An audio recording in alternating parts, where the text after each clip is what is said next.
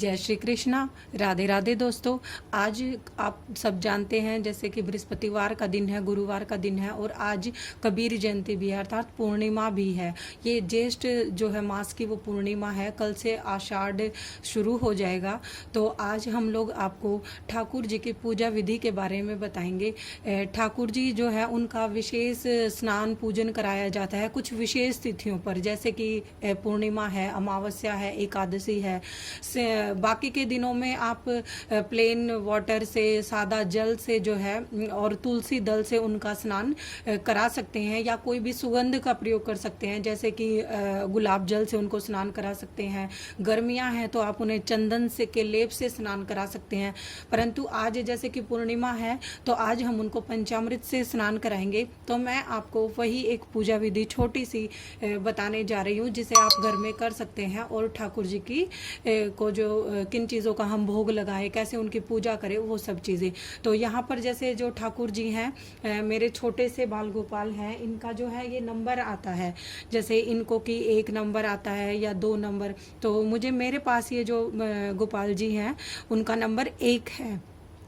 तो ये सबसे छोटे हैं। इनको हम ठाकुर जी के लिए सबसे पहले ये चीज़ होती है कि हमें इन्हें किसी भी बंधन में बांधना होता है।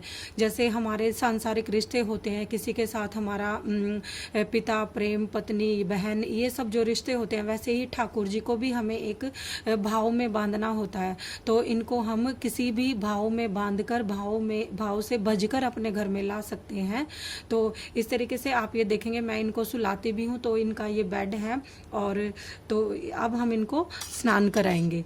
तो स्नान के लिए आप कोई भी बर्तन ले लीजिए। जैसे मेरे पास ये जो है कांसे का एक बर्तन है जो मैंने स्पेशली ठाकुर जी के लिए ही रख रखा है। तो ये इनकी नाइट ड्रेस थी जो हमने उतार दी है। तो ठाकुर जी को इस कांसे के बर्तन में अब हम यहाँ पर बिठा देंगे। हमारे शास्त्रों में दोस्तों मौली को वस्त्र माना गया है। मौली को जब भी हम जैसे किसी भी भगवान को ये मौली समर्पित करते हैं तो ये एक रक्षा सूत्र भी हो जाता है और एक ये वस्त्र भी हो जाता है। तो ठाकुर जी पर आप ये ऐसे छोटा सा ऐसे रख देंगे कि ठाकुर जी अकेले स्नान ना करें। अकेले का मतलब कि जैसे पूरे नग्न होकर स्नान ना करें। तो इस तरीके से उनको एक छोटी सी मौली हमने अर्पित कर दिया। फिर ये तुलसी दल, हम थोड़ा सा ऐसे तुलसी दल डाल देंगे। तो मैंने यहाँ पे ये सादा जल लिया है क्योंकि मैंने गंगा जल पंचामृत में ही मिला लिया है। अगर आप पंचामृत नहीं इस्तेमाल कर रहे हैं तो आप जल में गंगा जल अवश्य मिला लें। विशेष तिथियों पर तो ज़रूर आपको मिलाना चाहिए, जैसे कि पूर्णिमा, एकादशी और अमावस्या है, उन तिथियों पर। तो अब इसको हम ऐसे जल में डाल देंगे। क्योंकि पूर्णिमा का दिन था तो आज हमें तुलसी दल नहीं तोड़ने थे, तो मैंने कल ही ये तुलसी दल तोड़ लिए थे। और इस तरीके से मैंने यहाँ पर पीले फूल और ये सदाबहार के फूल भी लिए हैं। तो आप इस ठाकुर जी के नहाने के पानी में उन पर ऐसे ये फूल भी डाल सकते हैं। तो इस तरीके से ठाकुर जी, जैसे बच्चे पानी में खुश होते हैं, तो ये एक ठाकुर जी के लिए फूल का काम करता है। तो इस तरह से हमारे भगवान जी अभी स्नान कर रहे हैं। तो आप फिर उनको पंचामृत से स्नान कराएं। इसमें मैंने दूध, दही, घी, चीनी, शहद, गंगाजल मिला रखा है। तो ये 5 चीज़ें मिलके हमारी पंचामृत हो जाती हैं। अब हम ठाकुर जी को पंचामृत से स्नान कराएंगे। तो पंचामृत से स्नान कराते हुए आप उन पर पंचामृत ऐसे डाल दीजिए। फिर आप उन पर जो है शुद्ध जल डालिए और इससे उनको स्नान करा दीजिए। इस तरीके से हम उनको स्नान करा देंगे। तो इसमें से मैंने कुछ पंचामृत बचा लिया था, इससे हम शालिग्राम भगवान का भी स्नान कराएंगे। और अगर आप चाहें तो इसे अन्य देवी देवताओं को भी स्नान करा सकते हैं। मैंने यहाँ पर शालिग्राम जी को भी पहले स्नान करा दिया था। शालिग्राम जी के बारे में एक चीज़ मैं आपको बताना चाहती हूँ कि जब भी आप शालिग्राम का पूजन करें उस पर आप 2 तुलसी दल अवश्य अर्पित करें और एक ये जो है मौली या धागा बोल लीजिए। तो क्योंकि शालिग्राम जो है वो विष्णु भगवान का ही रूप है और बिना तुलसी पूजन के, तुलसी के शालिग्राम की पूजा तो कभी हो ही नहीं सकती। क्योंकि शालिग्राम और हम तुलसी का विवाह भी करते हैं कार्तिक शुक्ल पक्ष की एकादशी को, जिसको देव प्रबोधिनी एकादशी कहते हैं। तो आप शालिग्राम का पूजन भी करें क्योंकि आज पूर्णिमा है। तो इस तरीके से आप शालिग्राम पर भी ये पुष्प अर्पित कर देंगे। तो मैंने यहाँ पर तब तक हमारे ठाकुर जी जो हैं वो स्नान कर रहे हैं, मतलब ये लगा लीजिए कि जैसे बच्चे खुश हो जाते हैं, वो भी पानी में, गर्मियाँ हैं तो पानी में जाके वो भी खुश होंगे। तो तब मैंने ठाकुर जी के लिए कि वो अकेला ना महसूस करे खुद को, तो ये गाय बछड़ा भी रखा हुआ है। आप सबको पता है कि ठाकुर जी को गाय से विशेष प्रेम रहा है, तो इस तरीके से हम गाय को भी स्नान करा देंगे और उनको भी जो है थोड़े से पुष्प अर्पित कर देंगे। ये फूल और तुलसी जो है मैंने कल ही तोड़ लिए थे, क्योंकि या फिर अगर आपने व्रत रखा है तो आप खुद से ना तोड़ें, किसी और से बोल दें, जैसे घर में कोई भी आपका मेंबर हो घर में, तो आप उनको ये चीज़ बोल सकते हैं कि वो आपके लिए तोड़ दें। नहीं तो बेहतर यह होगा कि आप पहले दिन तोड़ के रख लें। तो इस तरीके से हमारा जो है ये भगवान जी को, ठाकुर जी को स्नान जो है वो पूरा हो जाता है। तो इस तरीके से आप ठाकुर जी को थोड़ा सा ऐसे, जैसे बच्चे को हम नहलाते हैं, तो इस तरीके से आप भगवान जी को नहला दीजिए। उसके बाद अब ये है कि इस जल का हम क्या करें। इस जल को सबसे बढ़िया ये है कि आप पौधों में डाल दीजिए, और पौधे अपने आप इस जल को जो है, इन फूलों को भी सबको सोख लेंगे और ये मिट्टी में ही हो जाएगा। अब जैसे हम घर में अपने लिए टॉवल रखते हैं, ऐसे ही मैंने भगवान जी के लिए यहाँ पर एक ये सफ़ेद रंग की छोटी सी जो रखी हुई है, तो इससे मैं भगवान जी को जो है पोंछ लूँगी अच्छे तरीके से। अब ठाकुर जी को जो है दिवस के हिसाब से हम लोग वस्त्र पहनाते हैं। दिवस के हिसाब से मतलब मैं ऐसा ही करती हूँ, क्योंकि जैसे जन्माष्टमी पे भी हम भगवान जी को पीला वस्त्र पहनाते हैं, होली पे गुलाबी, तीज पे उनके लिए हरा वस्त्र होता है। तो आज जैसे पूर्णिमा है और गुरुवार भी है, तो मैंने ठाकुर जी को जो है ये पीले रंग की ड्रेस मैं उनको पहनाऊँगी। तो इस तरीके से आप भगवान जी को ड्रेस पहना सकते हैं। तो ये इस तरीके से, क्योंकि ठाकुर जी तो एक जगह ही विराजते हैं, या बस हम उनको बाहर या मंदिर में रखते हैं जैसे पूजा अर्चना के लिए, तो ये ड्रेस आप इनको इस तरीके से पहना सकते हैं। तो यहाँ पर ये ठाकुर जी का जैसे कि ये सिंहासन है, तो हम ठाकुर जी को इन पे ऐसे विराजमान करवा देंगे। तो मेरे पास जो है ठाकुर जी के लिए, अब मैं क्या है, आप ठाकुर जी को जैसे बड़ा साइज होता है हमारे पास ठाकुर जी का, तो इनकी तिकोनी भी आती हैं, जैसे बच्चों के डायपर आते हैं, तो आप वो तिकोनी भी बांध सकते हैं। लेकिन मेरा जो भगवान जी का साइज है वो 1 नंबर है, छोटा है, तो मुझे ऐसा लगता है कि ये कहीं गर्मी में परेशान ना हो जाएं, तो मैं वो कभी कभी बांध देती हूँ। और इस तरीके से जैसे हमारे पास जो है ये ठाकुर जी की मेरे पास एक चेन है, और ये जो है चांदी की मुरली है ठाकुर जी के। तो ठाकुर जी के श्रृंगार के लिए हमें ये चीज़ें चाहिए, क्योंकि उनको जो है सजना संवरना काफ़ी पसंद था। माता यशोदा उनको काफ़ी सजा के रखती थी, तो इसलिए उनको, अब जैसे मैंने इनको ये कंगन पहना दिया है, आप चाहें तो एक पहना दें, चाहें तो दोनों पहना दें, जैसे आपको अच्छा लगे, जैसे आप अपने ठाकुर जी को देखना चाहें कि वो कितने सुंदर लग रहे हैं, कितने प्यारे लग रहे हैं। तो इस तरीके से मैंने इनको ये कंगन भी पहना दिए हैं। तो आप जो है इस तरीके से फिर इनको हम यहाँ पे बैठा देंगे।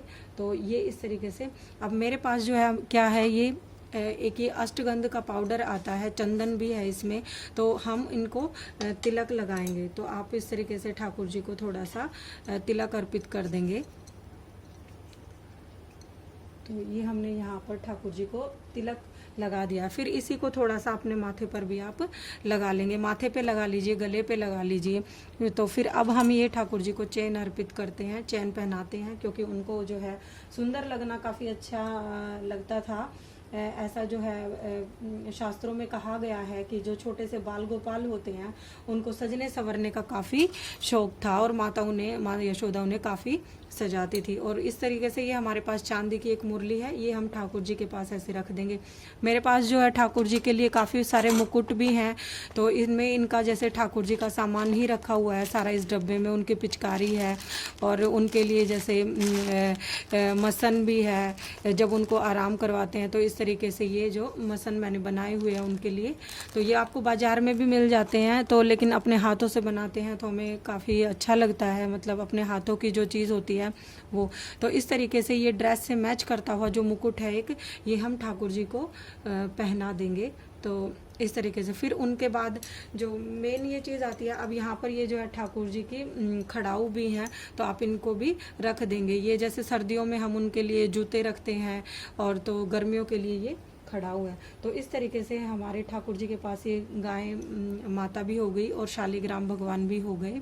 ये चीज़ हमने इनको तैयार कर लिया है। फिर उसके बाद क्या होता है कि सबसे मेन जो चीज़ होती है कि हमें जो ये पंचामृत हमने बनाया है, तो जिस दिन आपका व्रत उपवास होता है तो हम ठाकुर जी को ये पंचामृत भी अर्पित करेंगे। तो पंचामृत में आप थोड़े से ऐसे तुलसी दल डाल लीजिए। तो इस तरीके से हम तुलसी के टुकड़े करके तुलसी दल के ये हम ठाकुर जी को अर्पित करेंगे। उसके बाद सबसे पहले हमारे शास्त्रों में एक चीज़ ये कही गई है कि पत्रम पुष्पम फलम तोयम। पत्रम मतलब कि जो है आपका तुलसी दल और कम से कम 2 तो अवश्य अर्पित करें। तुलसी दल जब भी आप हनुमान जी को अर्पित करें, ठाकुर जी को अर्पित करें, तो 2 तुलसी दल तो आपके पास होने ही चाहिए। कि पत्रम जो तुलसी दल, और फिर पुष्पम मतलब पीले फूल, जैसे ठाकुर जी को पीले पसंद है, पीले कपड़ों में वीरवार का गुरुवार का पूर्णिमा का दिन है तो आप भी पीले वस्त्र धारण करें। तो पत्रम पुष्पम की फूल जो है वो आपने अर्पित कर दिए ठाकुर जी को। पत्रम पुष्पम फलम कि कोई भी फल आप उनको अर्पित करें। तो मेरे पास जैसे ये जो है लीची और जो ये था आम, तो हमें जैसे इन पे भी तुलसी दल डालना है। तो इस तरीके से आप पत्रम पुष्पम फलम तोयम, तोयम मतलब कि जल। तो आप ठाकुर जी की पूजा के लिए ये जरूरी नहीं है कि आप उनको 56 भोग ही अर्पित करें। आपके पास कुछ भी है वो आप प्रेम से जो है उनको अर्पित कर सकते हैं। ये मैंने भगवान जी के लिए जल डाला है, ये ठाकुर जी का ही कप है। तो इसमें जो जल होता है मैं हर रोज बदल देती हूँ। फिर उस जल को या तो हम खुद पी लेते हैं या पौधों में डाल दीजिए। आप लोग पी लेंगे तो बहुत ही अच्छा होगा, क्योंकि ये प्रसाद ही होता है जो हम भाव से भगवान को, ठाकुर जी को देते हैं, अर्पित करते हैं, और फिर वो हमें इसको प्रसाद बनाकर हम इसको ग्रहण कर लेते हैं। तो यहाँ पर पत्रम पुष्पम फलम तोयम, इन चीज़ों से भी भगवान जो है वो खुश हो जाएंगे। बस आपकी श्रद्धा होनी चाहिए, आपका भाव होना चाहिए। तो इस तरीके से हम इस जल में भी जो है वो तुलसी डाल लेंगे। क्योंकि कोई भी चीज़ है, चाहे आप, क्योंकि प्याज लहसुन इन सब चीज़ों का तो भगवान जी को भोग लगता नहीं है, तो आप जो भी चीज़ ठाकुर जी को अर्पित करें उसमें तुलसी दल अवश्य डालें। तो क्योंकि बिना तुलसी दल के वो ग्रहण नहीं करते उन चीज़ों को। तो इस तरीके से हम अपने ठाकुर जी को ये जल भी हमने अर्पित कर दिया। मैं इनके पास ही रखती हूँ जल। तो और उसके बाद जैसे यहाँ पर मेरे पास ये जो है उनके लिए सुगंध भी है, जैसे ये चंदन की सुगंध है, इसी तरीके से रोज की भी आती हैं और जो है लेवेंडर की भी आती हैं। तो इस तरीके से आप ये थोड़ा सा उनके ऐसे कपड़ों में लगा दीजिए, तो उनके पास जो है एक सौंधी सी खुशबू हो जाएगी जो आपके भी मन को प्रसन्न करेगी और पूजा में हमारा मन लगेगा। तो इस तरीके से आज ये हमारी छोटी सी पूजा जो है वो संपूर्ण होती है। तो आप भी इस तरीके से, अगर आपके घर में बाल गोपाल हैं तो उनकी पूजा कीजिए, आराधना कीजिए। और ये देखिए कितने प्यारे छोटे से ठाकुर जी लग रहे हैं, कितने सुंदर हैं ये। और इनकी जैसे चेहरा देखते ही इनका मन प्रसन्न हो जाता है, कैसे मुस्कुराते हुए लग रहे हैं। तो इस तरीके से आप, और ये अपने आप को खुद को अकेला महसूस ना करें, इसीलिए मैं इनके पास जो है शालिग्राम और गौ माता भी रखती हूँ। तो क्योंकि जैसे हम लोग भी अकेले कई बार परेशान हो जाते हैं, तो ऐसे ही फिर हम ठाकुर जी को भी अकेला नहीं छोड़ते। तो इस तरीके से फिर आप इनको जो है दूध में मिश्री डाल के वो भी अर्पित कर सकते हैं। तो इस तरीके से हमारी ये छोटी सी पूजा जो है ठाकुर जी की, पूर्णिमा विशेष था ये वीडियो। तो ये मेरा वीडियो मेरे बाल गोपाल को समर्पित है। अगर वीडियो पसंद आए तो चैनल को लाइक करें, शेयर करें और सब्सक्राइब करें। धन्यवाद दोस्तों।